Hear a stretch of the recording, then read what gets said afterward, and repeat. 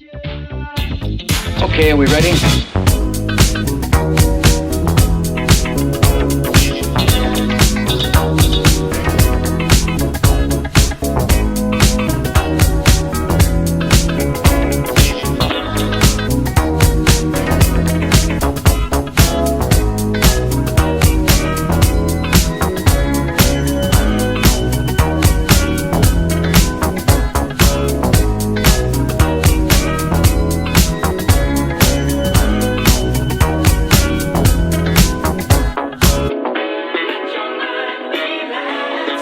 All those voting guilty, please raise your hands.